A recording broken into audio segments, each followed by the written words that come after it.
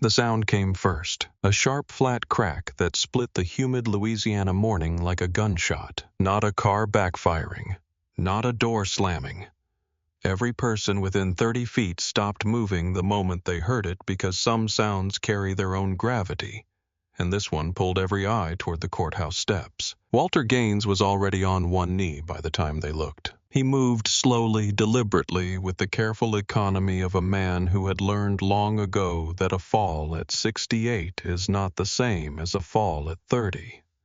His right hand pressed against the warm marble of the Caldwell Parish Courthouse steps, steadying himself. His left hand reached out for his glasses, which had skittered across the stone and come to rest against the bottom lip of a concrete planter. The left lens cracked clean down the middle. Blood gathered at the corner of his mouth, a thin line of it catching the morning light. He touched his lip with 2 fingers, looked at his hand, then looked up. Officer Dale Pruitt stood directly above him. Boot planted against the leather satchel Walter had carried to that courthouse for one simple, lawful reason. Legal papers scattered across the steps around them, some sliding down toward the sidewalk, some caught by the gentle push of a Gulf Coast breeze tumbling lazily into the open air. 3 other deputies stood under the colonnade behind Pruitt, watching. One of them scrolled his phone. One of them had a smirk pulling at the corner of his mouth. Not one of them moved. Across the street on the opposite sidewalk, a 17-year-old boy named Deshaun Mobley had been walking to the corner store. He stopped mid-stride. His hand was already moving toward his pocket, reaching for his phone before his conscious mind had fully registered what he was seeing. The phone came up.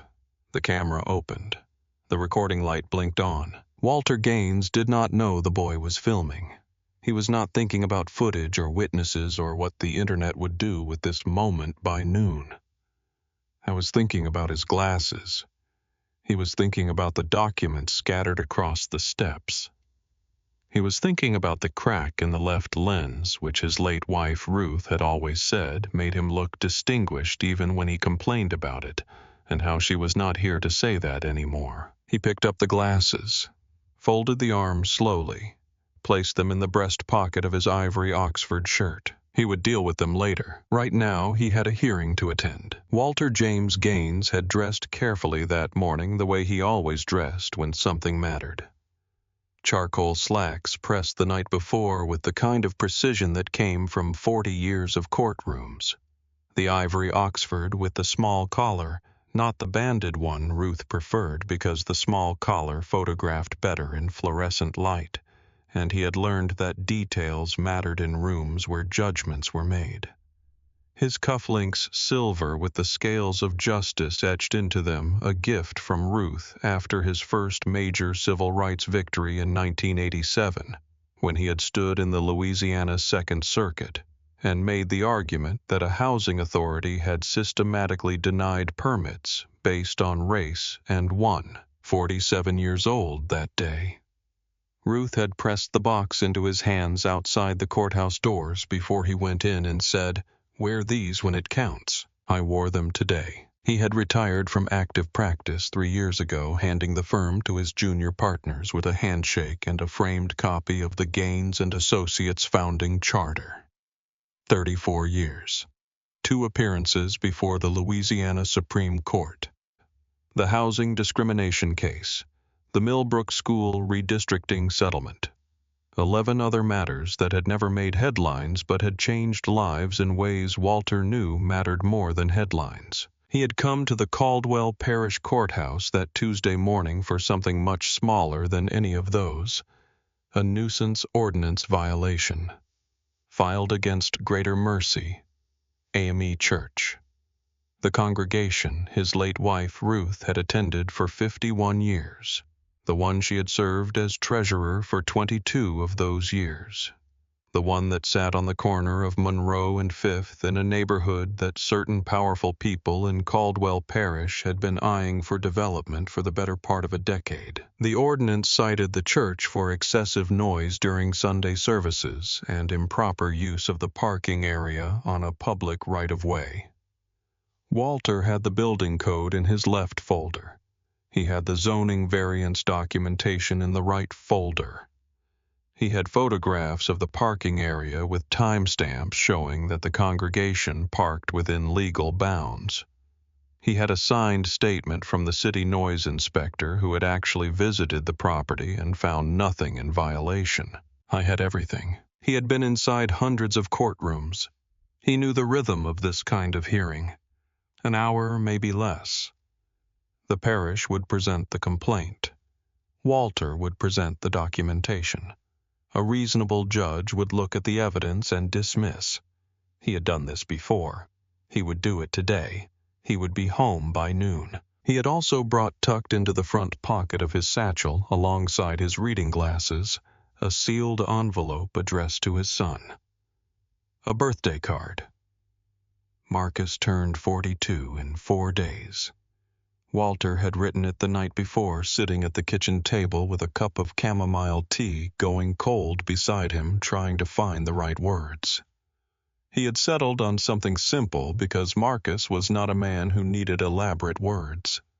He had written, "Still the proudest thing I ever did." He planned to drop it in the mailbox on the corner of Monroe on his way home. I was climbing the courthouse steps, satchel under his arm, when he heard the voice. "You lost, old man?" Walter turned. Patient smile already in place. Not a fake smile. Not a performance. The smile he had spent decades developing, the one that said he was not a threat, that he was simply a man with business to conduct, that he wished this particular moment of necessary navigation was not necessary at all. But here they both were, and could they please just move through it with some dignity? "Good morning, officer," Walter said. "I have a hearing scheduled in courtroom 3B, 9:45. Officer Dale Pruitt was 39 years old, thick through the neck and shoulders, with a jaw that sat permanently forward, and eyes that moved in quick, dismissive sweeps. The kind of eyes that had already decided what they were seeing before they finished looking. 12 years on the Caldwell Parish Force. 4 excessive force complaints in those 12 years, all of them dismissed. 2 civil suits against the parish, both settled quietly. The settlements had come with no admission of wrongdoing and a confidentiality clause that the parish attorney, a man named Gilbert Fenn, had handled with what he privately called institutional efficiency. Pruitt carried himself the way certain men carry themselves when they have learned that consequences are optional. Loose. Slightly too loose. The looseness of a man who had been told repeatedly and in many different ways that someone would always handle it. "Let me see some ID." Walter shifted the satchel to his left hand and reached into his jacket. His license slid out cleanly. He had placed it in the front slot that morning, anticipating this exact request, the way he always did when he had business in certain parts of Louisiana. He held it out. Pruitt took it, held it close to his face, read it slowly, once, then again. "This expired." "No, sir, it is valid." Pruitt pocketed the license. "I'll hold on to this while we verify you're supposed to be here." Walter's pulse did what it always did in these moments. It quickened. Not because he was afraid, not exactly, but because his body had its own memory, its own archive of 75 years of human behavior, and it knew what was happening even when his mind was still trying to respond with grace. His voice stayed level. "Officer, I need that license for check-in at the clerk's office upstairs. It is required for the hearing record." Pruitt stepped closer, close enough that Walter could smell coffee on his breath and something sour underneath it. "What you need," Pruitt said slowly, "is to watch your tone with me. I'm the one who decides what you need. Understand?" Walter understood. He always understood, which was the particular cruelty of it. He understood the entire transaction, the power, the humiliation being offered, the fact that the correct response, the safe response, the one most likely to get him into that courtroom, was to accept the humiliation quietly and wait for it to pass. He apologized. Said he had not meant to seem disrespectful. The words tasted the way they always tasted, like ash, like 40 years of ash. But Walter Gaines had swallowed worse and kept walking, and he was not going to stop now. Pruitt smiled, not a kind smile. "That is better. Now you stand right here while I make some calls. Do not move." Walter stood. His lower back ached from the old injury, the one that had come from a fall in 1998 when he had been deposed in a hostile environment and someone had left a cord across the floor. His arthritis flared in both knees with the particular sharpness of a humid morning. He stood straight anyway, satchel at his side, and waited. What Pruitt did not see was the watch on Walter's left wrist. A 1972 Omega Constellation, his father's passed down with the instruction that a black man walking into rooms where his presence is questioned needs something on his wrist that answers back quietly. The watch was partially covered by the cuff of his Oxford shirt. Pruitt never looked at it. Never. What Pruitt did not see was the monogram on the satchel, WJG Walter James Gaines. The Roman numeral was there too small near the buckle. The third, because Walter's grandfather had been a Pullman porter who saved enough to send his son to Xavier University, and that son had become the first black certified public accountant in Caldwell Parish, and Walter had inherited both the profession and the expectation of quiet dignity in the face of systems that preferred he not exist in them. What Pruitt did not notice was the phone in Walter's jacket pocket, its screen lit with a notification.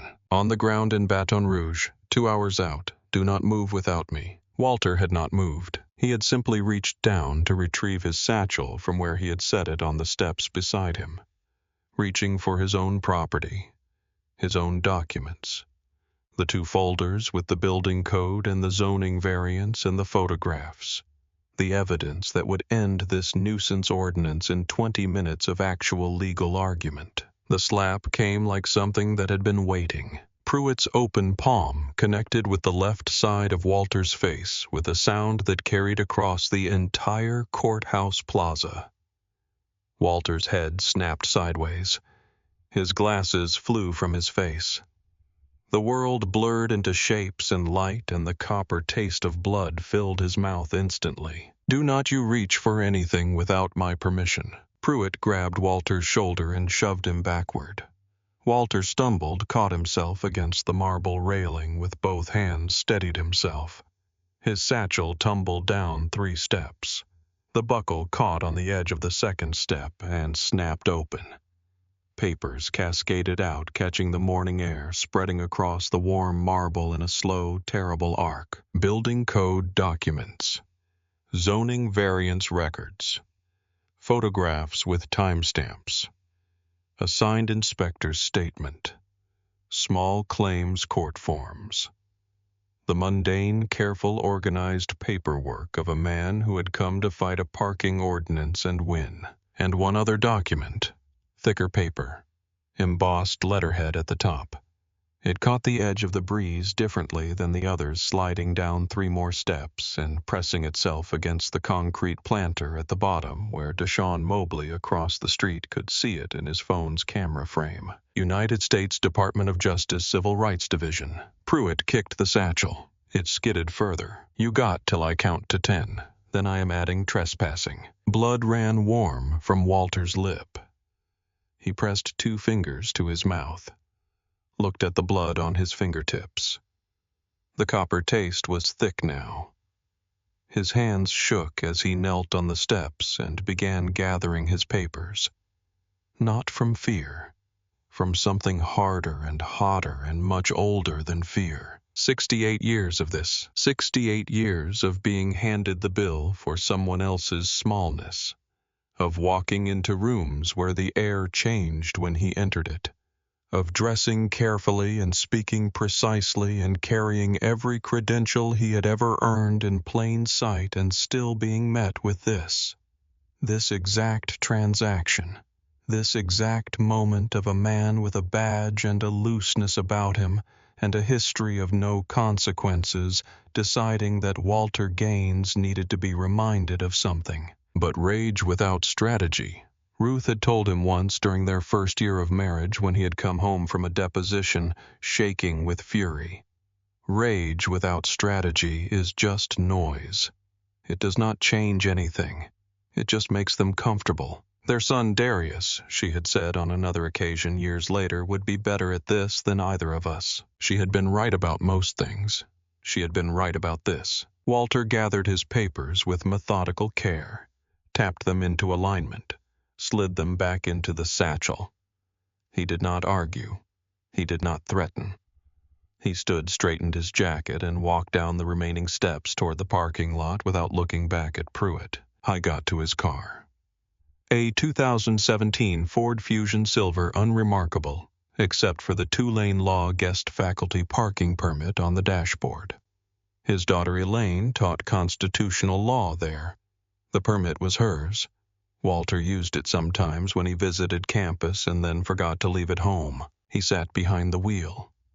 The leather was warm from the morning sun. He pulled a handkerchief from his jacket pocket and pressed it to his lip. His hands had stopped shaking by the time he unlocked his phone. I'm at one call. Marcus, change of plans. Come to the Caldwell Parish Sheriff's Station instead of the courthouse. A pause. Yes, it happened. Another pause longer. But son, this time we are ready. He ended the call, sat for a moment, looked at the handkerchief. The blood on it was already drying at the edges, the way blood does in Louisiana heat. He folded it carefully and put it back in his pocket. There was a precision to even this small act that he recognized in himself, the same precision he had brought to every brief he had ever prepared, every argument he had ever organized from the ground up, every client he had ever told to stay calm, document everything, trust the process, even when the process does not yet trust you back. The process had never been designed with him in mind. He had spent a career working within it anyway. He checked his watch. The Omega showed 9 minutes past 10. His hearing had been scheduled for 9:45. He had missed it. The clerk's office would have noted the absence. The judge would have moved to the next matter. The nuisance ordinance against Greater Mercy AM remained for now uncontested on the court's calendar. He started the car. The Caldwell Parish Sheriff's Station sat 3 blocks from the courthouse on a street that held the particular air of a commercial district that had been better in a prior decade. A bail bondsman occupied the building on one side. A check-cashing operation sat on the other, its window advertising rates that Walter could identify as predatory from across the parking lot without reading the fine print, because he had spent enough time in the rooms where those rates were signed to know what they looked like from the outside. The station itself was squat brick 1970s construction American flag, in front half a parking lot of parish vehicles. He pushed through the glass door. The air conditioning hit him immediately calibrated for the people who worked there, not for anyone coming in from outside. Fluorescent lights overhead at their particular frequency. The smell of burned coffee and industrial cleaner. Greta Sims was behind the bulletproof glass looking at her computer screen. She looked up when he approached. Her eyes moved across his face. She was trained to observe, and she observed the split lip, the blood that had dried at his collar before he pressed the handkerchief to it, the quality of the shirt, the posture of a man who, despite everything, was standing straight at her window. She slid a form under the glass without being asked. The word alleged was already in the incident description field. Walter looked at the form, looked at Greta Sims. He said nothing. He picked up the pen chained to the counter and filled out the form with the same handwriting he had used for 40 years of legal documents. Every field complete, every word precise. Badge number 3847 because he had committed it to memory before Officer Dale Pruitt had gotten 3 sentences into their conversation, because this was something Walter James Gaines had learned to do so long ago that it was no longer a conscious act. I was still writing when the door behind the glass opened. Sheriff Conrad Holt had the build of a man who had been a serious college athlete and had spent the 30 years since then allowing that foundation to become something else, something that registered in rooms, not as fitness, but as mass and authority. 6'3", 240, with the particular walk of someone who has never once been uncertain about whether he belongs in a room. Campaign photographs on the wall behind the desk. Holt at a hard hat groundbreaking. Holt shaking hands with a state senator. Holt at the Rotary Club gala face arranged in the specific smile of a man who has practiced smiling as a professional skill. He came through the door with the controlled warmth of someone who had been managing problems for a long time and was very good at reading in the first 3 seconds of any encounter what kind of problem he was looking at. He looked at Walter. He read him in 3 seconds. Mr. Gaines. His voice was practiced warm without being excessive. I understand there has been some confusion this morning. Walter set down the pen. No confusion, Sheriff. One of your officers assaulted me on the courthouse steps in front of witnesses. I am here to file a formal complaint. Holt moved to the counter. Not aggressively. With the casual ease of a large man who has never had to think about the effect of his size in a small space, because the effect has always been in his favor. Officer Pruitt is one of our most experienced deputies, Holt said. 12 years of service. 3 commendations for excellence. Sometimes field interactions can be misread, especially when people come in already upset or feeling that they have not been treated respectfully. I am neither upset nor misreading, Walter said. I am reporting a crime. Holt studied him for a moment with the look of a man recalibrating his approach. Then he reached into his jacket pocket and produced a folded form.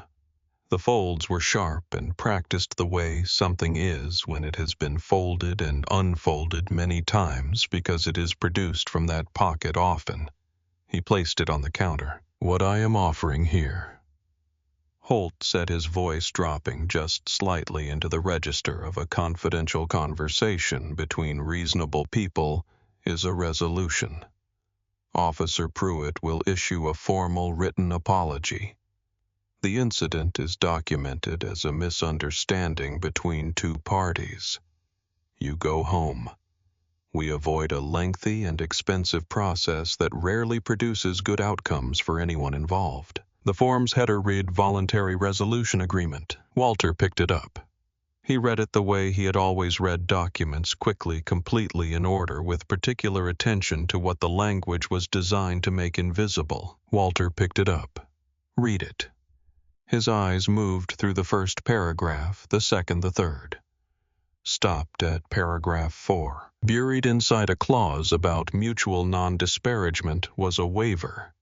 Comprehensive, clean, legally tight. By signing, Walter would forfeit his right to file criminal charges, pursue civil litigation, or make any public statement about the incident. He set the form down. I decline. Holt's warmth did not disappear. It simply became something else, something colder wearing the same face. Then I think you are wasting everyone's time, Mr. Gaines. He straightened to his full height. Greta, please show Mr. Gaines out. Walter left. But his phone had been recording in his jacket pocket since the moment he walked through the door. Virginia was a one-party state. Louisiana was a one-party state. Walter Gaines had practiced law in Louisiana for 34 years, and he knew exactly what he could record when and why. He had started the recording before he got out of the car. Across town, while Walter sat in the church parking lot, waiting for a phone call that had not come yet, something else was already happening. Deshaun Mobley had walked the rest of the way to the corner store, bought a bottle of water he did not drink, walked back home and sat on the edge of his bed for 11 minutes trying to decide. He was 17. He was not naive about what the world did sometimes to black teenagers who stepped into the space between a story and its consequences. He knew what happened. He had seen it happen to people older and more prepared than him.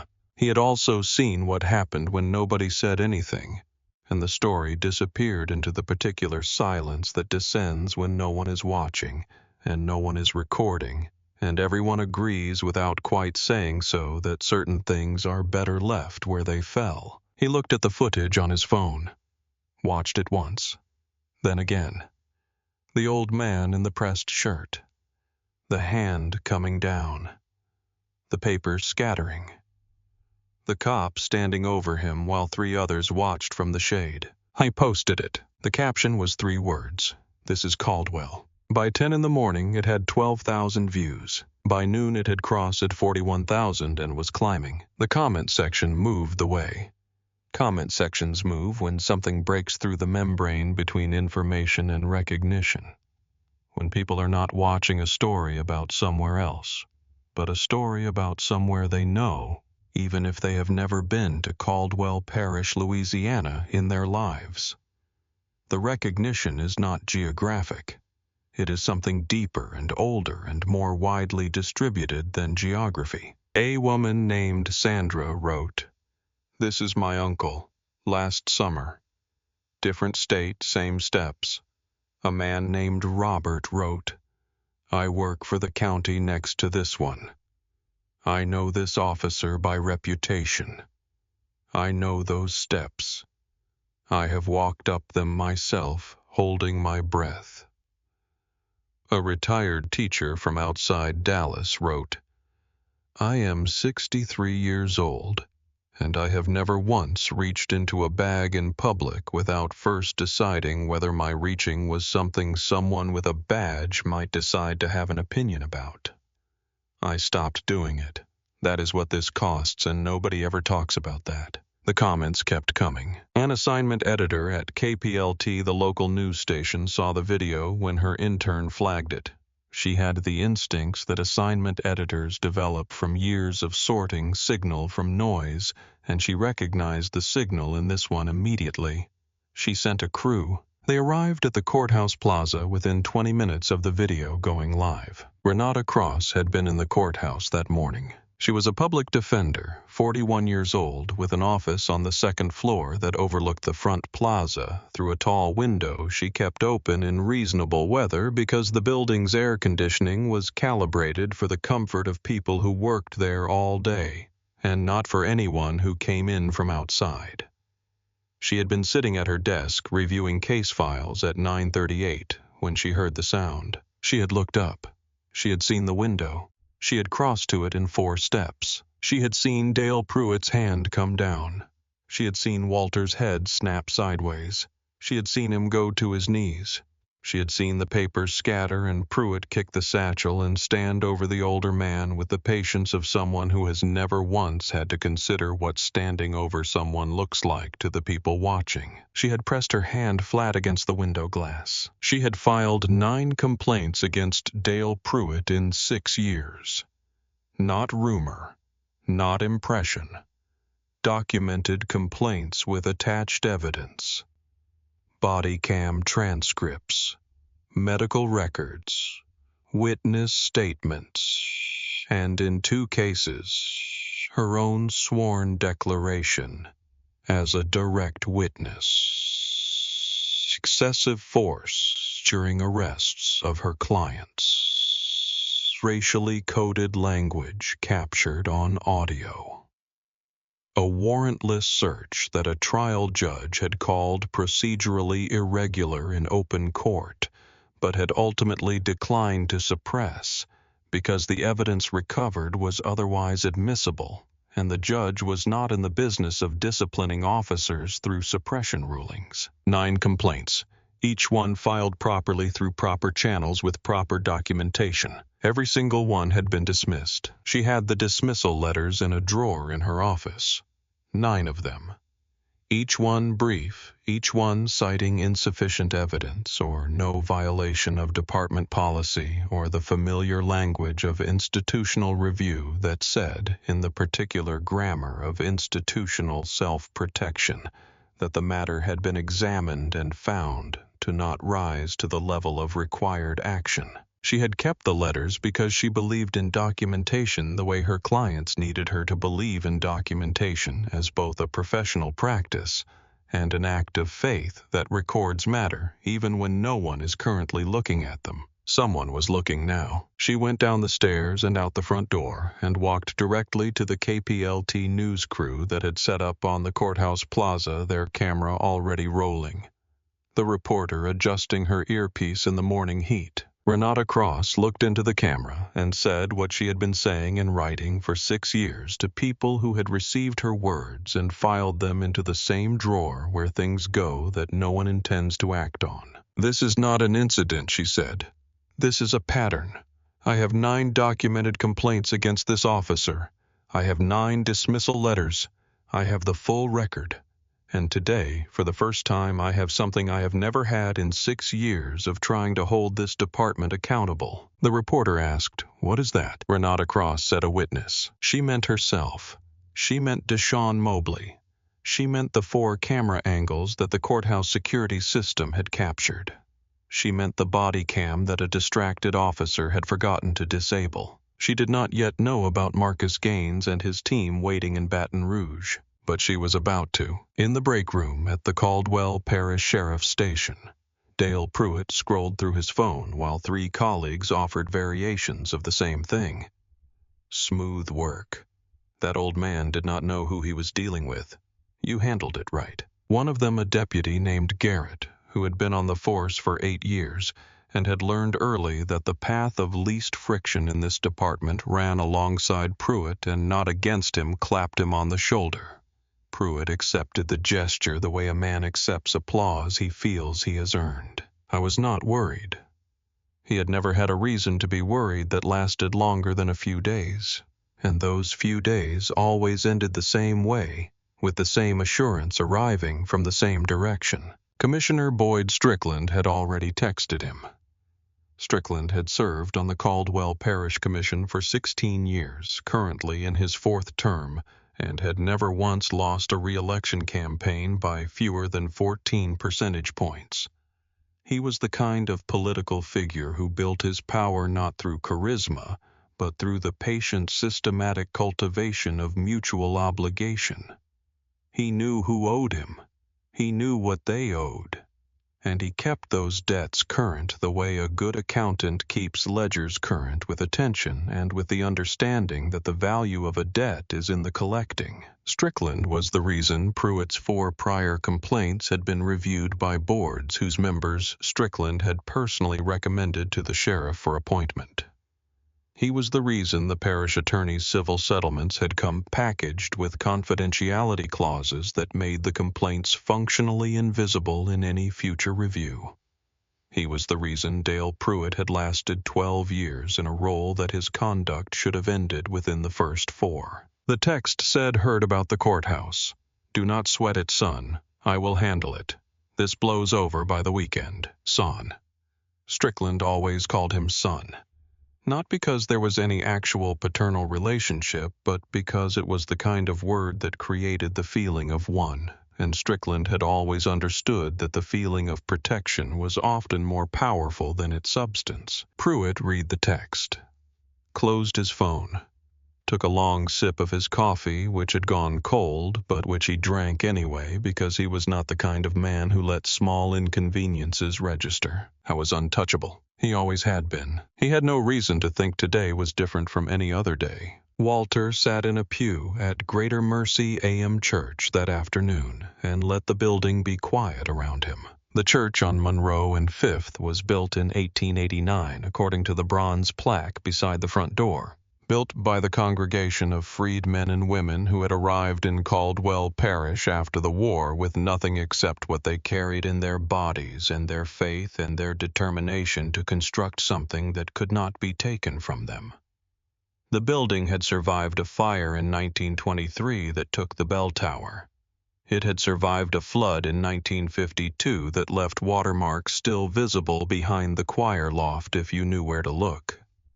It had survived the particular institutional pressure that had been applied to it in recent years through nuisance ordinances and denied building permits, and the calculated inconvenience of a parish government that would have preferred the block for other purposes. It smelled the way old churches smell wood, warmed by generations of presence. Candle wax, the particular layered scent of a space that has held joy and grief and everything between them for a very long time. Walter had not been in this sanctuary since Ruth's funeral. He had stood at this same spot in the front row on the left side and listened to Reverend Tate speak about Ruth, and had spent the entire service focusing on the grain of the wood in the pew in front of him, because he had discovered that if he focused on something specific and physical, he could remain standing, and remaining standing had felt that day like the only thing required of him. He sat now in the same spot, the same pew, the same afternoon light coming through the colored glass of the side windows, falling across the floor in red and amber and the particular shade of blue that Ruth had always said looked like the inside of a prayer. Reverend Tate came and sat beside him without saying anything for a while. Tate was 71 and had the patience of a man who had spent 50 years learning that the things people needed to say usually found their own way to the surface when you did not rush them. After several minutes, Walter reached into his satchel. He pulled out 2 items and held them in his lap. The first was the sealed birthday card for Marcus, slightly bent at the lower right corner from the fall on the steps. Still the proudest thing I ever did. He had written it the night before, sitting at the kitchen table with a cup of chamomile tea going cold beside him, and he had meant every word of it with the simple, uncomplicated certainty of a man who had lived long enough to know what he was proud of. The second was a document on thick paper, embossed letterhead, his own handwriting in the body of it neat and precise, describing in plain language what had happened on the courthouse steps at 9:41 in the morning.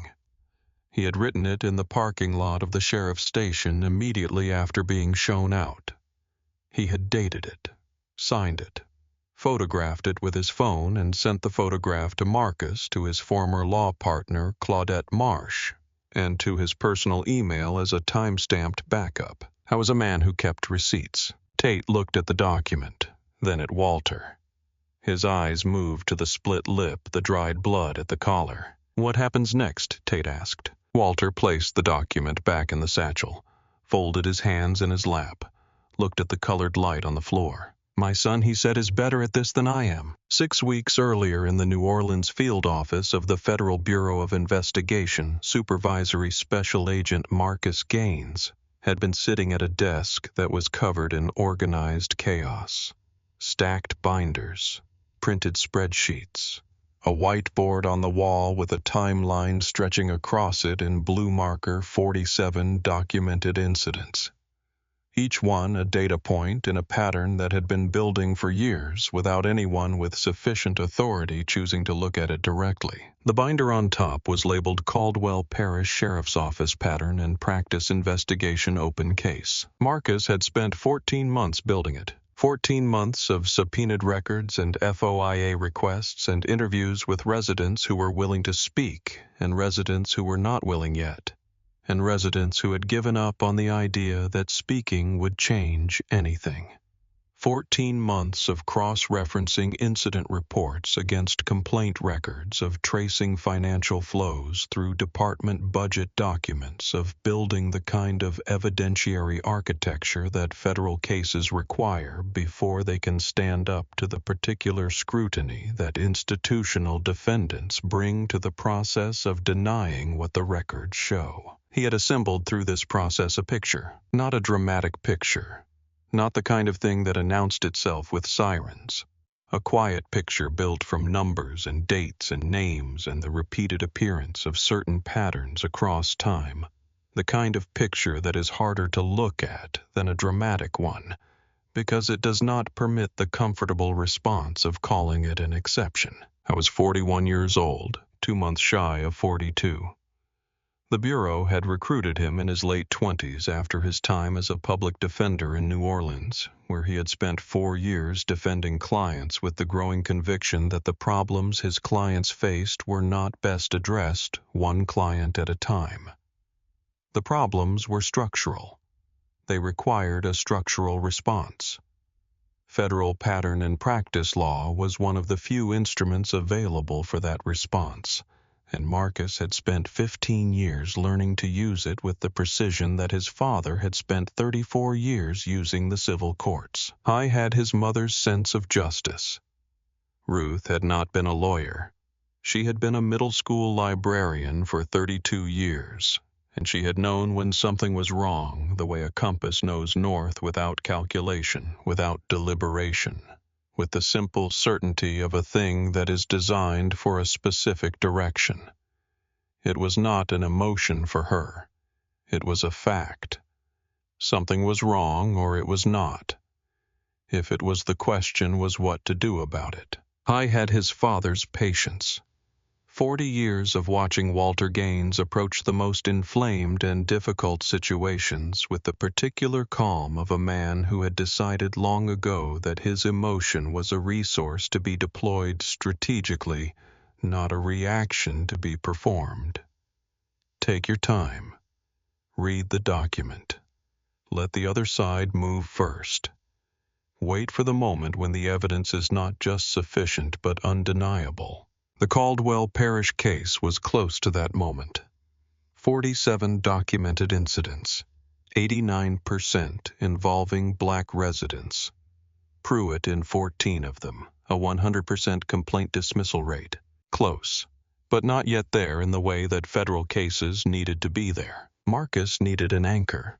An incident with a witness whose credibility would withstand every challenge a defense attorney could construct, whose documentation was complete, whose account was supported by independent evidence, who would sit in a federal proceeding and be simply unshakably themselves. His father had called 3 weeks before the courthouse hearing. "I have business at the Caldwell Parish Courthouse," Walter had said. "A church matter. You know that county." Marcus had been quiet for 6 seconds. He had counted them. Then he had said, "Do not dress down." Walter had understood. They had not discussed it further. They did not need to. Walter James Gaines had been navigating the gap between what the law said and how the law was applied in certain rooms for 34 years. He knew exactly what his son was asking. He knew exactly what it meant to dress deliberately, to carry himself, deliberately to walk up courthouse steps, deliberately knowing the profile of the man who was likely to be watching, and knowing what that profile said about how the watching was likely to go. He had made the choice with full understanding. Marcus's team had been in position since 7 that morning. 2 agents in a vehicle 2 blocks from the courthouse. A third at the coffee shop across from the plaza with a direct line of sight to the steps. Agent Lorraine Webb coordinating from the Baton Rouge field office with access to the courthouse security system through a technical warrant. The federal letterhead document in Walter's satchel was not decorative. It was a legitimate DOJ subpoena requiring the Caldwell Parish Clerk of Court to produce certain records. Walter had been asked to hand-deliver it because his name being on the delivery created a clean record of receipt independent of federal channels. The subpoena was real. The delivery was legitimate. The fact that a retired attorney carrying a federal subpoena to a courthouse would present exactly the profile that a certain kind of officer found intolerable was a calculation that both men had made with full clarity and not spoken of again. At 2:47 in the afternoon, the front doors of the Caldwell Parish Courthouse opened. Marcus Gaines walked through them. "I wore a charcoal suit that fit the way suits fit when a man takes his measurements seriously." His FBI credentials hung from his belt on a clip gold shield, catching the afternoon light in a way that registered before any words were spoken. Behind him walked 2 agents in tactical vests, dark navy with yellow FBI lettering visible across the chest. They carried document cases. They moved with the particular efficiency of people who had been briefed on exactly what they were walking into and had no uncertainty about their role. The lobby was not empty. There were lawyers with briefcases, court clerks moving between desks, a few citizens waiting on plastic chairs, a bailiff standing near the metal detector. All of them registered the entrance the way people register something that changes the temperature of a room without understanding immediately why the temperature changed. Dale Pruitt was standing near the stairwell back on courthouse duty after his shift at the station. He saw them from 30 feet away. His face moved through 3 expressions in 2 seconds. The first was the automatic assessment of law enforcement cataloging the new people entering his space. The second was something that might have been confusion. The third was something he had never quite felt before, and he did not have a name for it yet. Marcus did not look at Pruitt first. I went directly to his father. Walter was sitting on a wooden bench near the clerk's window where a court officer had told him to wait after his hearing had been postponed. The judge's clerk had cited scheduling conflicts upon seeing Walter's bruised face. Walter had understood what scheduling conflicts meant in that context. Marcus crossed the lobby in 12 steps. He stopped in front of his father, looked at the split lip, the dried blood at the collar, the set of his father's jaw. He reached into his inside jacket pocket and produced a folded handkerchief, clean and pressed, and held it out. Walter took it, pressed it to his lip. Neither of them spoke for a moment. Then Marcus turned. The lobby had gone quiet the way lobbies do not ordinarily go quiet. Not empty, but still. People had stopped pretending to do other things. Renata Cross was there. She had come back for an afternoon client, and she had seen the FBI agents come through the door, and she stood near the staircase with her fingers pressed to her mouth, watching. Marcus walked toward Pruitt with a measured pace that covered the 30 feet in what felt like a very long time. "Officer Dale Pruitt," he said. His voice carried without being raised. "I am Supervisory Special Agent Marcus Gaines, Federal Bureau of Investigation. You are the subject of an active federal civil rights investigation under Title 18, Section 242 of the United States Code. You are not under arrest at this moment.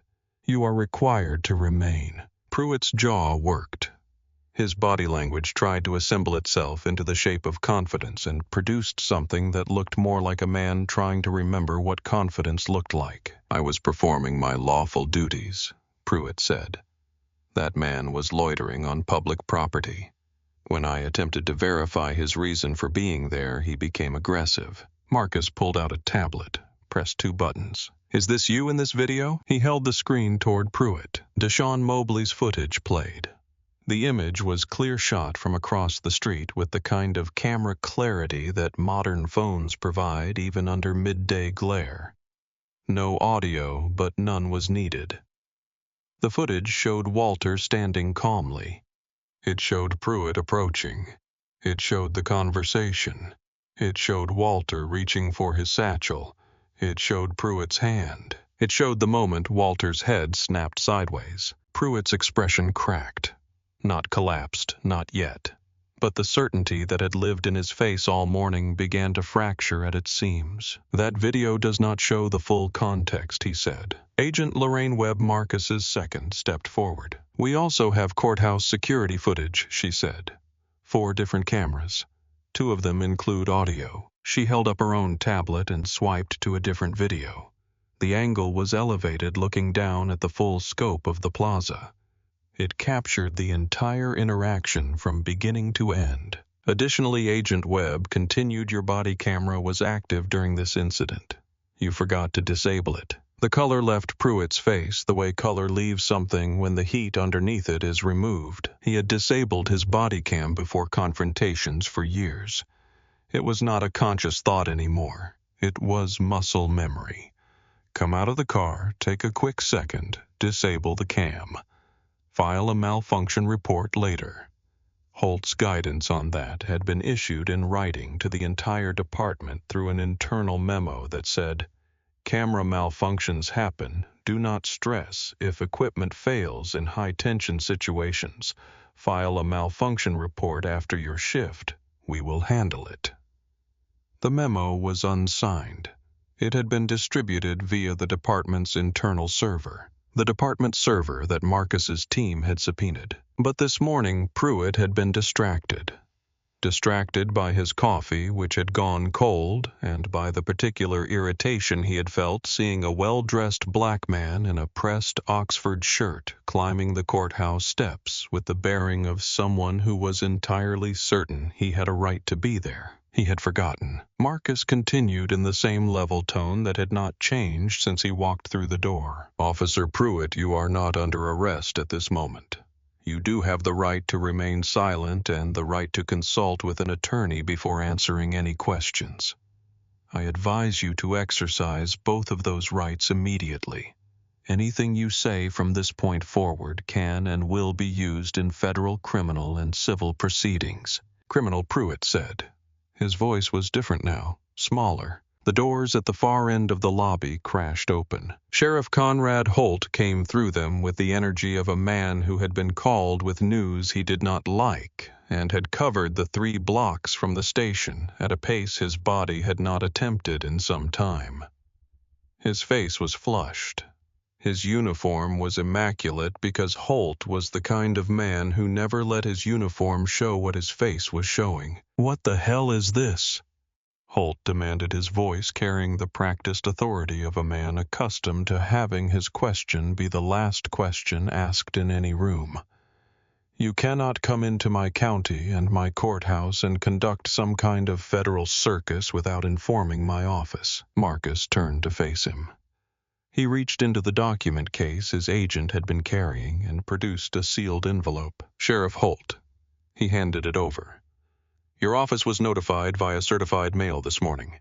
You will find confirmation of delivery in that envelope along with a federal subpoena, demanding all personnel files, arrest records, use of force incident reports, body cam footage, internal complaint, documentation, financial records, including asset forfeiture reporting, and all internal communications related to officer discipline for the Caldwell Parish Sheriff's Office covering the last 6 years. Holt's hands were steady as he took the envelope, but something in his posture changed. Something shifted behind his eyes. He was a pragmatic man. He had kept his operation running for 16 years through a combination of genuine political skill, Strickland's patronage, and the careful management of information. He recognized in the weight and precision of the document in his hands something he had never quite faced before. Walter had risen from the bench. He walked across the lobby with the deliberate pace of a man whose knees ached and who was choosing not to show it. He stopped beside Marcus. He placed a document on the clerk's window counter. "This," Walter said, his voice quiet and even as a DOJ subpoena. "I was hand-delivering to the clerk of court this morning when Officer Pruitt stopped me. It requests the same records your son is describing filed through a separate channel before the incident on the steps." Both requests were filed independently and simultaneously. Holt looked at the document, looked at Marcus, looked at Walter. The lobby held its silence. Marcus spoke to the room, not to Holt alone, to everyone present, because what he was saying needed to be heard by more than one person. "Caldwell Parish has arrested black residents at 4.3 times the rate of white residents for identical offenses over the last 6 years. Officer Pruitt appears in 14 of the 47 documented use of force incidents in that period. Your office dismissed 100% of the excessive force complaints received during that time. 100%. Including 9 complaints filed by the Public Defender's Office, each one supported by documented evidence." He paused. "This is not a misunderstanding. This is a record." Walter looked at Pruitt. He had not looked directly at him since crossing the lobby. He looked at him now with the full steadiness of a man who has nothing left to prove and knows it. "You saw a black man in a pressed shirt climbing the courthouse steps," Walter said, "and you could not help yourself. You needed to remind him of his place." He paused for only a moment. "I was counting on that." Pruitt opened his mouth, Nothing came out. Across the lobby, Deputy Lena Fordham had been standing near the main security desk watching. She was 34 years old, 5 years on the Caldwell Parish Force, and she had been standing under the colonnade that morning when Pruitt's hand came down. She had been 6 feet away. She had seen it happen the way you see something happen when it is close enough to feel when the sound of it reaches you before your mind has processed what your eyes observed. She had not intervened. She had gone back inside the courthouse. She had walked back to her post. She had sat at her desk and opened her case notes and typed for 40 minutes with her hands not entirely steady on the keyboard, while something settled into her chest that she did not have a name for yet. She recognized it, though. It was the weight of a choice that had not been fully made yet, but was making itself regardless the way certain choices make themselves whether you participate in the decision or not. She had told herself the things she had been telling herself for 5 years. That it was not her place. That her position was not secure enough to withstand the particular kind of scrutiny that came with being the person who broke ranks. That she had tried twice to route concerns through proper channels, and the channels had led nowhere, and she had learned from the experience that the channels were designed to lead nowhere. That there was always a reason. She had watched 9 of Renata Cross's complaints disappear. She had not filed any of them herself, but she had known about them, and she had known why they disappeared, and she had chosen to know that quietly and privately, and not in ways that required anything of her. 5 years of that. She stood near the security desk in the courthouse lobby and looked at the FBI agents with their document cases and their body cam footage playing on a tablet. She looked at Walter Gaines, 68 years old, blood dried at his collar, standing beside his son with the steadiness of a man who had made his choice a long time ago and was simply living it forward. She looked at Dale Pruitt, flanked by agents, his certainty finally and completely gone. She looked at Holt, who was holding the federal subpoena, and whose face was the face of a man watching something he had built become something he could no longer manage. She made her choice. She stepped forward. Agent Gaines. Her voice was not entirely steady. She was aware of it. She made herself keep going anyway. I was present on the courthouse steps this morning. I witnessed the incident. She stopped. Then I can also provide testimony regarding prior incidents that were not properly documented or reported through official channels. An agent was beside her with a tablet before she finished speaking. Holt turned toward her. The look he gave her was not angry. It was something colder than anger. It was the look of a man registering for the first time in 16 years that he had misjudged something. Fordham did not look at him. She gave her statement to the tablet. She was methodical and precise, and she did not rush. She described what she had seen that morning. She described 2 prior incidents she had witnessed and not reported. She described the conversation she had overheard at the station the previous year when Pruitt and a deputy named Garrett had discussed without apparent concern about being heard how to characterize a search that both of them knew had been conducted without proper consent. She described the instruction she had received secondhand from a senior deputy about which complaint forms needed supervisory signature before submission and which did not, and how that distinction was applied in practice. She described 6 years of the thing that had no official name, but that everyone on the force understood the expected silence of people who wanted to keep their jobs. Commissioner Boyd Strickland arrived 14 minutes later. He came through the courthouse doors with the particular energy of a man who had spent 16 years believing that his arrival in a situation was itself a kind of management tool. He had driven over from his commission office when the call came, had told his assistant he would be back in an hour, had walked into the courthouse lobby with the expression of a man who intended to have a brief conversation with the federal agents and leave with the situation redirected. He walked into the middle of Fordham's statement. He saw the tablet recording her words. He saw Pruitt standing flanked the body cam footage visible on another screen.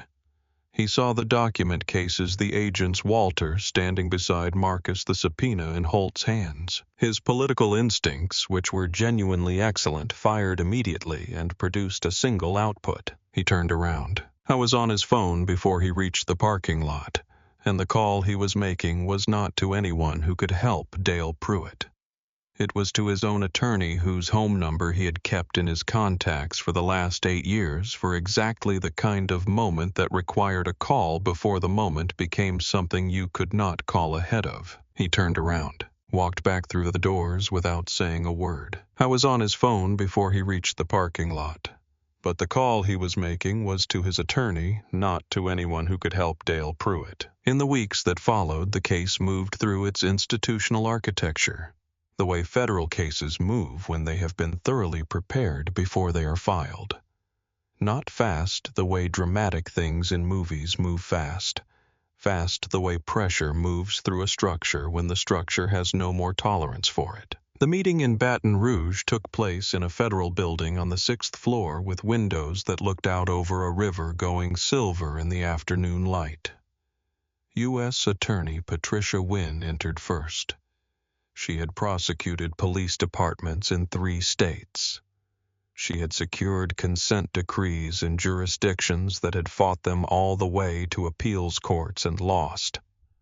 Her reputation was built on 2 things: thorough preparation and an absolute absence of interest in what was politically convenient for the people across the table from her. She opened without pleasantries. "Gentlemen," she said, looking at Holt and the parish attorney, and the space where Strickland's attorney now sat in Strickland's place.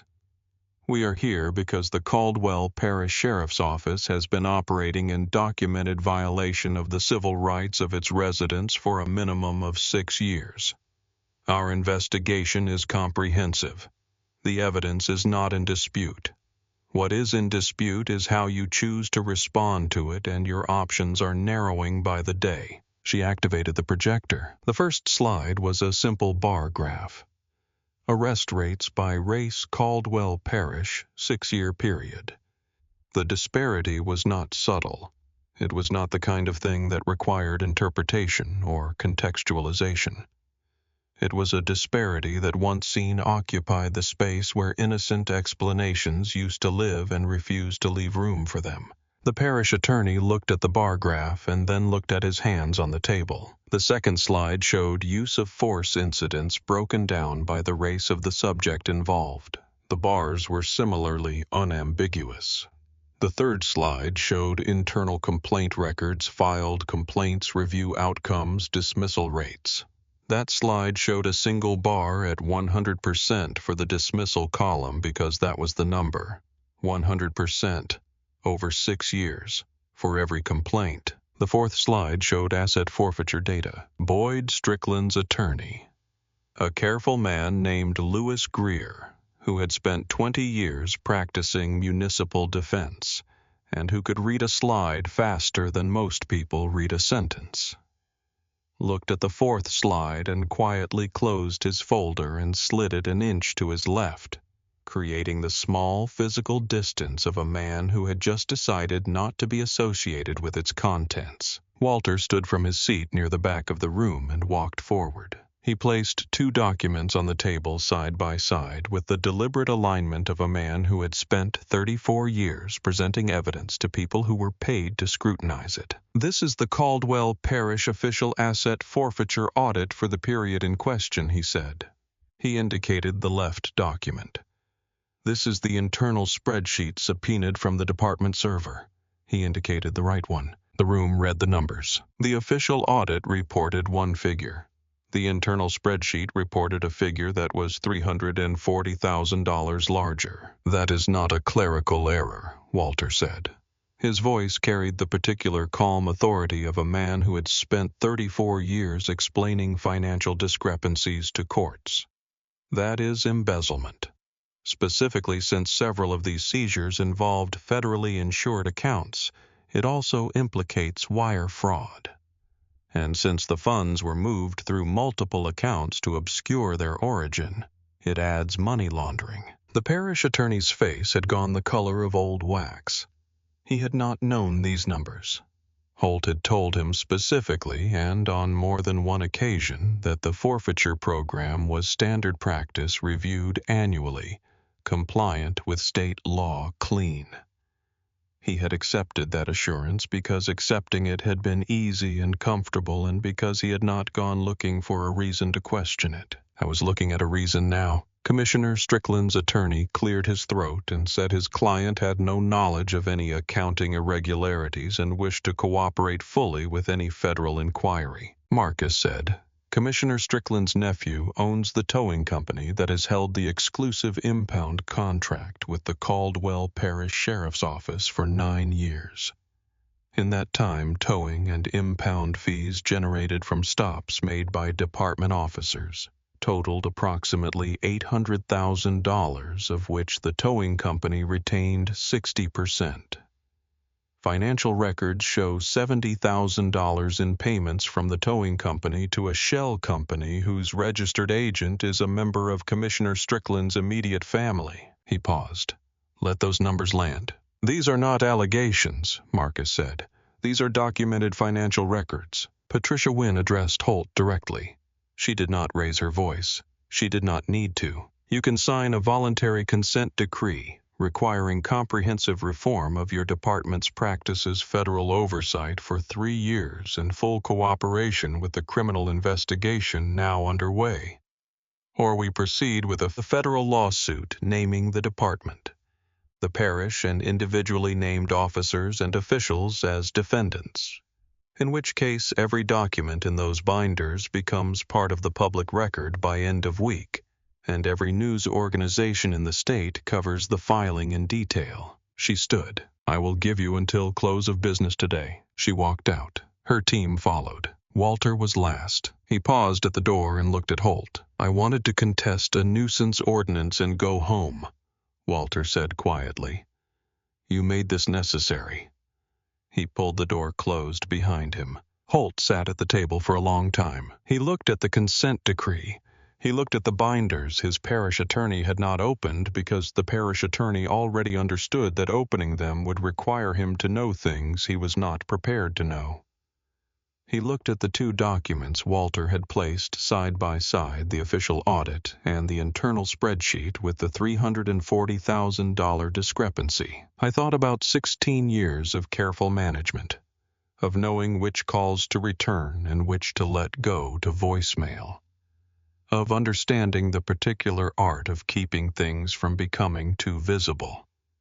He had not created the department's culture.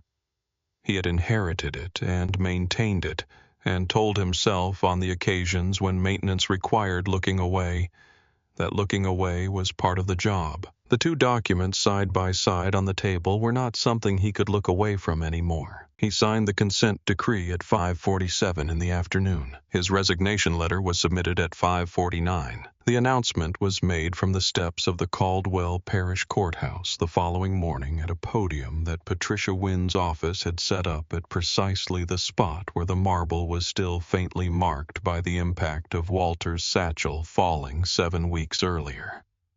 The symbolism was not accidental. Wynne had walked the steps herself the evening before, looked at the mark, and said, "Here." The crowd was larger than anyone had expected. People had come from neighboring parishes, from churches, from neighborhoods that the department had been working its way through for years. 230 people in the Louisiana morning heat, which was already significant by 9 in the morning, standing on the lawn and the plaza and spilling onto the sidewalk. Conrad Holt stood at the podium in his dress uniform for the last time. He read from a prepared statement that his attorney had reviewed 3 times, and that said what it needed to say in the careful language of legal accountability, which is a language designed to acknowledge without fully illuminating. He said he accepted responsibility for failures of oversight that allowed civil rights violations to occur under his watch. He said the county had entered a consent decree with the Department of Justice requiring comprehensive reform. He said effective immediately he was resigning as sheriff of Caldwell Parish. He did not say he was sorry. The statement had not included that word and he had not added it. He stepped back from the podium and Patricia Wynne stepped forward. She did not bring notes. Today she said, her voice carrying across the plaza without effort, "Mark's accountability. Not just for Officer Dale Pruitt, who has been terminated and faces federal criminal charges for assault and deprivation of civil rights under color of law. Not just for the deputies who enabled him, 3 of whom have been terminated following the federal review. Today marks accountability for 6 years of institutional failure that allowed those violations to continue unchecked." She paused to let that land. This investigation was built on evidence. It was built by an agent who spent 14 months compiling a record that the department could not dismiss or explain away. It was made possible by a public defender who filed 9 complaints over 6 years and kept every dismissal letter in a drawer because she believed records matter even when no one is reading them yet. It was made possible by a 17-year-old who had the presence of mind to press record when it mattered. She looked at Walter, who stood to her right with his hands folded in front of him in the ivory Oxford shirt with the cufflinks that had been a gift from his late wife after the first victory. And it was made possible, she said, by one man who understood exactly what he was walking into on these steps, and walked in anyway. The crowd applauded. The sound of it carried across the plaza and up the face of the courthouse and into the morning air over Caldwell Parish. Renata Cross was standing at the back of the crowd with her arms crossed and her fingers pressed to her eyes. She stood like that for a moment. Then she lowered her hands. She thought about 9 complaints. 9 pieces of paper that she had prepared with the same care she brought to every document, because she was the kind of lawyer who believed that the care you bring to a document reflects the respect you have for the person whose story it tells.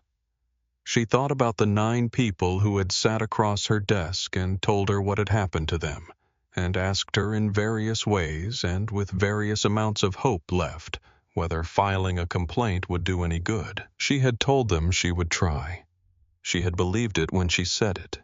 She still believed it now, even knowing what the trying had produced, because the alternative to trying was something she refused to become. She wiped her eyes with the back of her hand, straightened her jacket. Today someone had listened, not because the 9th complaint was somehow more compelling than the first 8. Not because the system had corrected itself. Because Marcus Gaines had spent 14 months building a case that the system could not absorb and dismiss, and because Walter Gaines had walked up those steps, knowing what was likely to happen and let it happen in front of every camera that his son had positioned to capture it. The system had not fixed itself. The system had been fixed from outside. That distinction mattered. Renata Cross knew it mattered.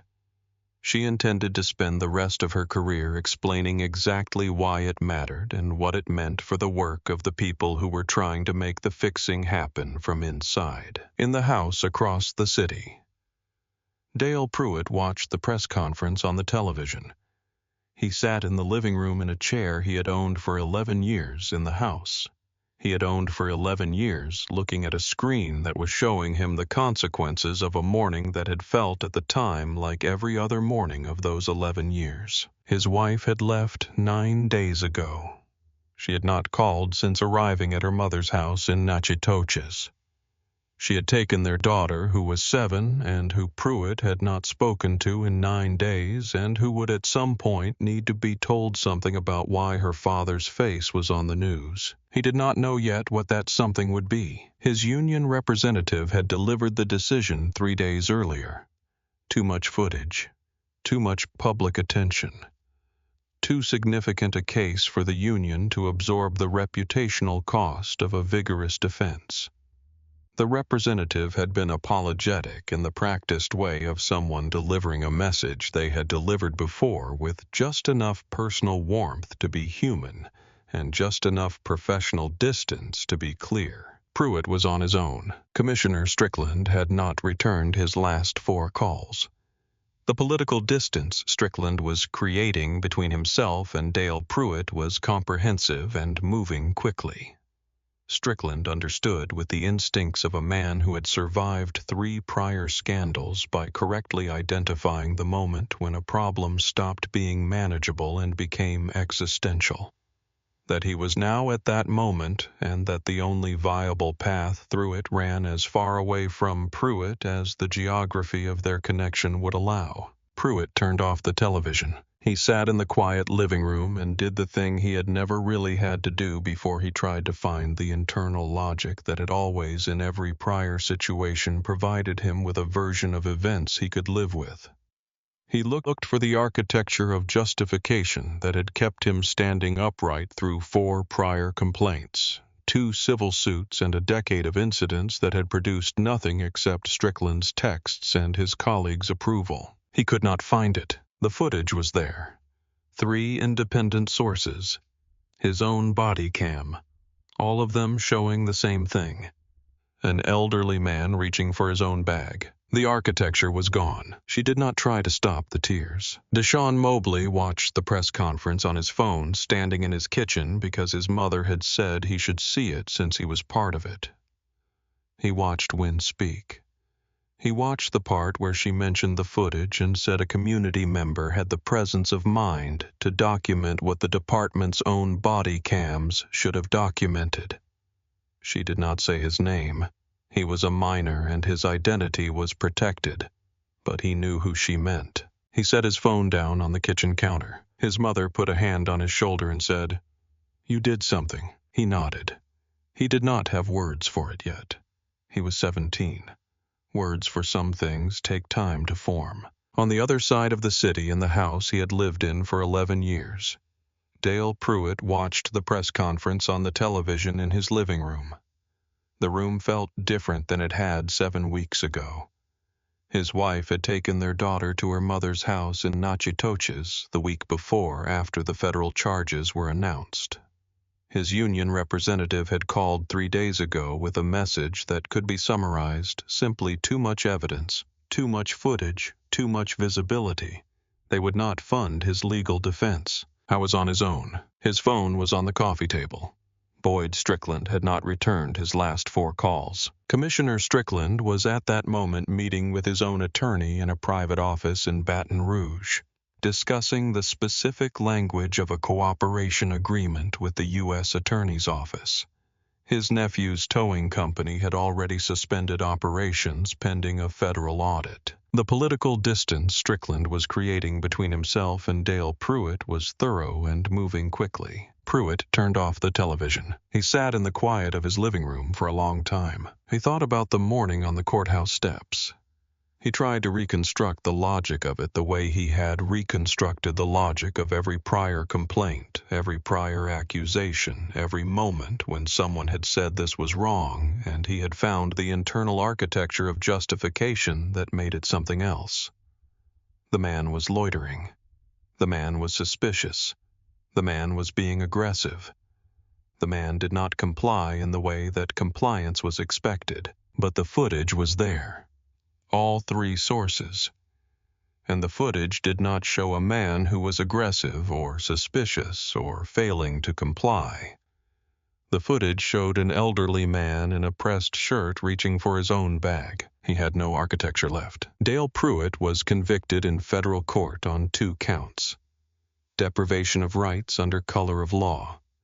Assault on a federal court proceeding participant. The sentencing took place 6 weeks after conviction. The federal judge, a woman named Honorable Frances Doyle, who had presided over 3 prior police misconduct cases in the Eastern District, imposed a sentence of 7 years. She was clear and she was brief. A badge is not a license, and the law applies to those who enforce it with greater force than it applies to anyone else because the power differential demands it. Pruitt would be 66 when he completed his sentence. His law enforcement certification was permanently revoked. He would never carry a badge again.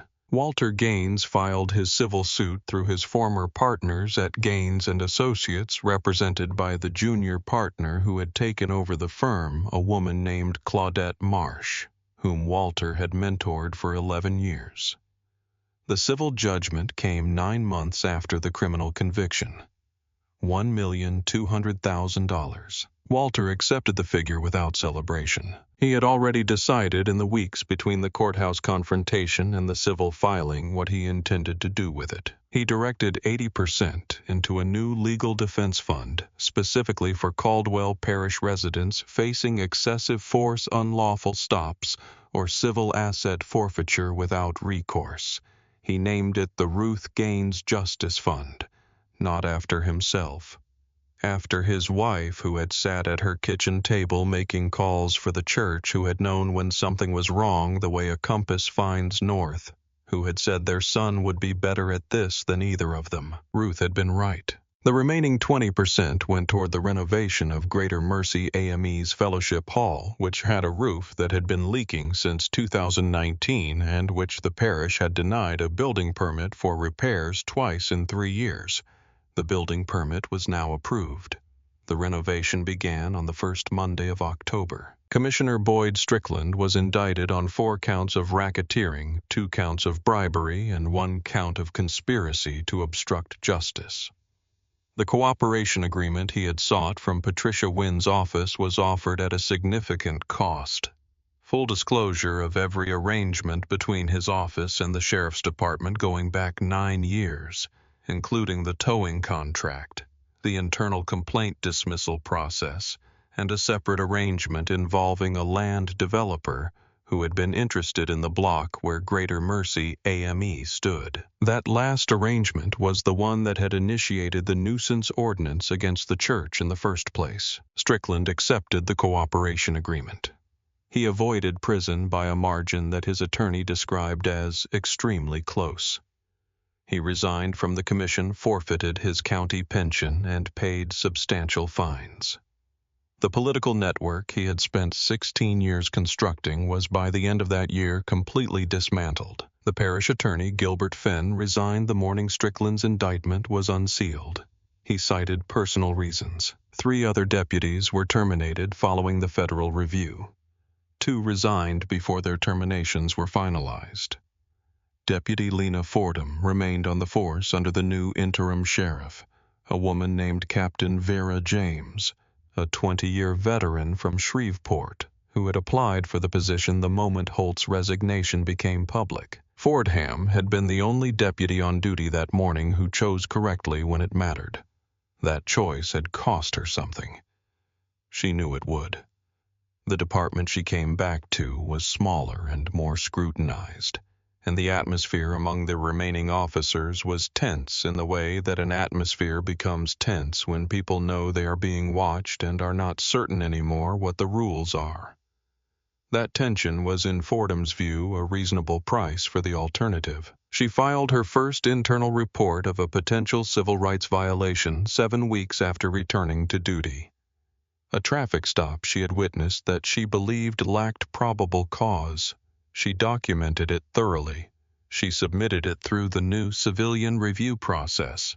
The review board investigated. The officer received a formal counseling documented in his permanent file. The process had worked the way it was supposed to work. Fordham had gone home that evening and made herself dinner and sat at her kitchen table and thought about the 9 complaints Renata Cross had filed over 6 years, and what it would have meant if even one of them had been handled this way. She thought about that for a long time.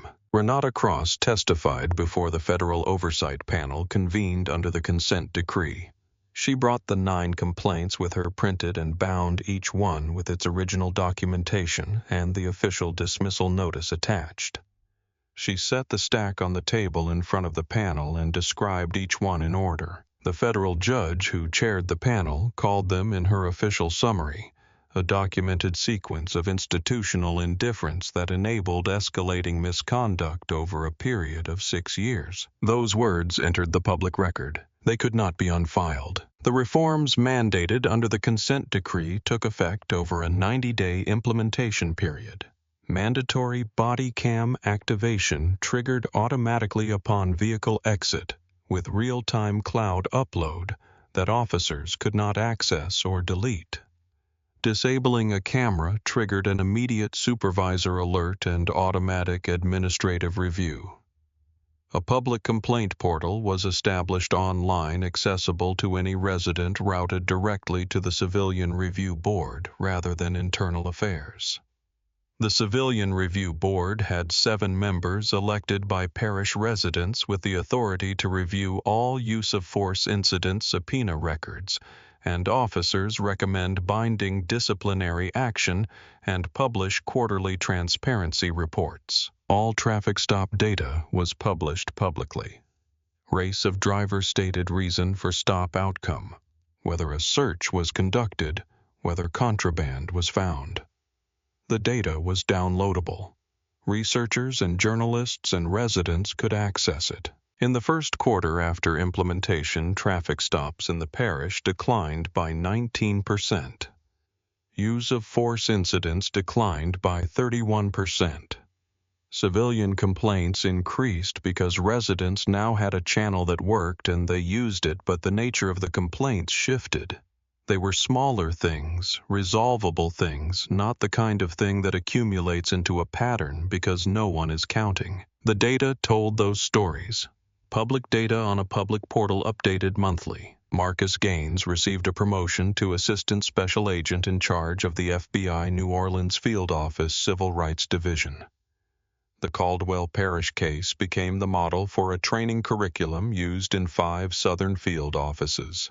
He testified before a Senate subcommittee on police accountability, 14 months after the courthouse confrontation, citing the specific evidentiary framework his team had used and the consent decree's implementation data. I was calm and precise on the stand, the way his father was calm and precise in a courtroom. He did not overstate. He did not perform. He answered the questions he was asked and did not answer questions he was not asked. And when a senator from a state Marcus had never worked in suggested that federal intervention in local law enforcement was overreach, Marcus said, without heat, that 47 documented incidents and a 100% complaint dismissal rate represented a local failure of sufficient magnitude to require federal response, and then he cited the data and the senator did not follow up. Walter Gaines returned to the Caldwell Parish Courthouse 6 weeks after the consent decree was signed. Same steps, same morning humidity. The light fell across the marble in the same way it always did, warm and indifferent to what the marble had witnessed. The interim sheriff, Captain Vera James, held the door. Walter thanked her and went inside. In courtroom 3B, the nuisance ordinance against Greater Mercy, AME, was called at 9:45, the same time the original hearing had been scheduled.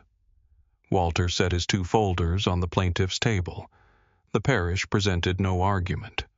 The new parish attorney, a young woman named Deborah Haas, who had been in the job for 3 weeks, said the parish had no objection to dismissal. The judge took 4 minutes. Case dismissed. Walter gathered his folders, put them in his satchel, buckled the satchel carefully, walked out of courtroom 3B, down the corridor, down the stairs, across the lobby, through the front doors, and down the courthouse steps in the morning light. He did not stop on the steps. He walked to his car. That Sunday, Walter sat in the front pew of Greater Mercy AME for the first time since Ruth's funeral. The sanctuary was full, 300 people, the way it was always full when the community needed to be together in one room.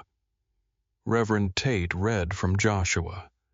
He read the passage about strength and courage and not being frightened or dismayed, and his voice filled the space, the way voices built for large rooms fill them, reaching the back pew and the balcony and the high old windows with their colored glass. Walter did not speak. He was not there to speak. Marcus sat beside him. They had not been in the same room without federal business between them in 8 months.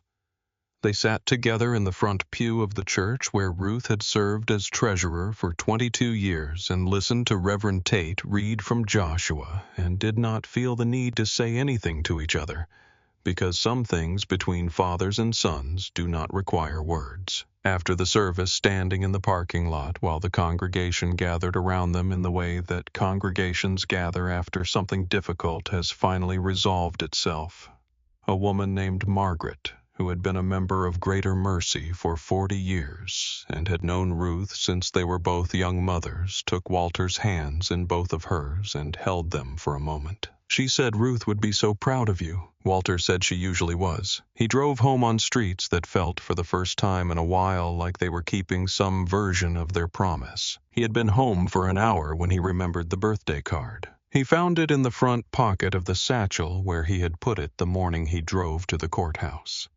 The envelope was slightly bent at the lower right corner, creased from the day the satchel hit the marble steps and tumbled down. He smoothed the corner with his thumb. It did not fully smooth. He held the envelope for a moment. Then he went to the kitchen desk where he kept his stationery, found a pen, opened the envelope carefully, and added a line beneath what he had already written. The original line said, "Still the proudest thing I ever did." The new line said it was worth it. He sealed the envelope again, walked to the mailbox at the end of his driveway in the afternoon light, and sent it. Marcus received it at his desk in New Orleans on a Tuesday 4 days after it was mailed. He recognized his father's handwriting on the envelope before he turned it over. He opened it carefully, read both lines, sat with them for a moment. He set the card beside his keyboard, leaning it against the monitor where he would see it every morning when he sat down to work. The Caldwell Parish Civilian Review Board published its first quarterly transparency report 6 months after implementation. The data showed measurable change in traffic stop disparity, use of force rates, and complaint resolution times. The report was 42 pages. It was available to download from the parish website. The morning it was published, 36 people downloaded it before noon. Deshaun Mobley downloaded it. He read the section on traffic stop data because he had been thinking in the months since that Tuesday morning about what he wanted to study in college. He was a senior now. Applications were due in December. He downloaded the report and read 14 pages of it, and then emailed Renata Cross, whose contact information he had found through the Public Defender's Office website, and asked if she thought civil rights law was something a person could actually do a career in, or whether it was something people talked about wanting to do and then did something else. She replied within 2 hours. She said it was absolutely a career. She said it was also frequently frustrating and occasionally heartbreaking and completely worth doing.